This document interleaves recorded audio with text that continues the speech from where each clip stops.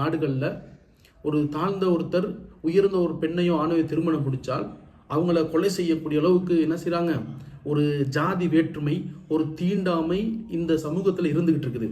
அது மட்டுமான்னு சொல்லி பார்க்கும்போது இன்றைக்கு அமெரிக்கா போன்ற அபிவிருத்தி அடைந்த வல்லரசான நாடுகளில் கூட இன வேற்றுமைகள், கருப்பினம் வெள்ளை இனம்னு சொல்லி என்ன செய்கிறாங்க, அங்கே கூட ஒரு வேற்றுமையோட இனத்தால் பிரிஞ்சு இருக்கிறத நாங்கள் பார்க்குறோம். அதை கூட நீங்கள் கிட்டத்தில் பார்த்துருப்பீங்க.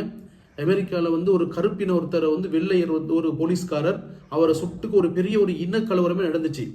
காரணம் என்னன்னா, இந்த பிரிவினையும் இந்த மனித சமூகத்தை ஏதோ ஒரு அடிப்படை நிறத்தாலேயோ மொழிவாலேயோ தாழ்த்தப்பட்ட ஒரு காரணமே இந்த காரணத்துக்கு தீர்வு இல்லாமல் இருந்துகிட்டு இருக்குது.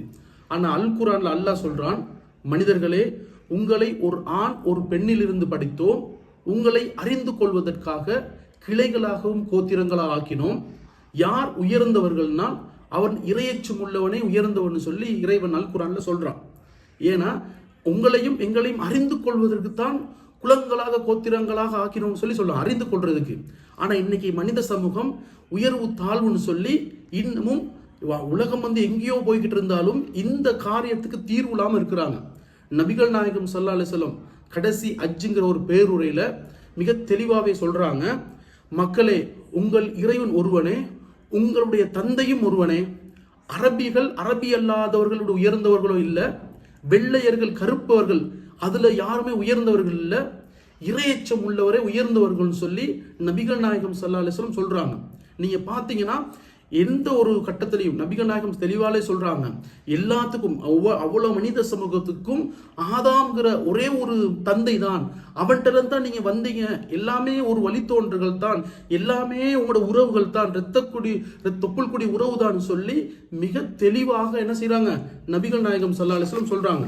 நீங்க பாப்பீங்க இன்னைக்கு இஸ்லாமிய சமூகத்துல கூட இந்த ஜாதி வேற்றுமை, எப்படி இவர்கள் உயர்ந்த குலம், இவர்கள் தாழ்ந்தவர்கள், இந்த ஒரு சமூகத்துல கிராமப்புறங்கள்ல இது அவங்க என்ன செஞ்சுக்கிறாங்க, என்ன அதை பயன்படுத்திக்கிட்டு தான் இருக்கிறாங்க.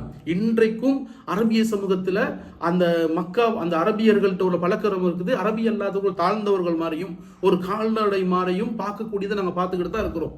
இதை நபிகள் நாயகம் ஸல்லல்லாஹு அலைஹி வஸல்லம் சொல்றாங்க, இந்த இஸ்லாமிய இந்த மார்க்கத்தை பின்பற்றக்கூடியவர்கள்ட்ட 4 ஜாகிலியா மடமையான மூட பழக்கங்கள் இருக்கும்.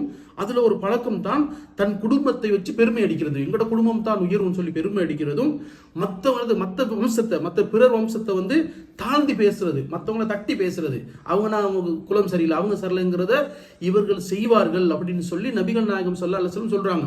இப்படி யாரெல்லாம் செய்கிறார்களோ அவர்களை நரகத்தை இட்டு செல்லும் என்று நபிகள்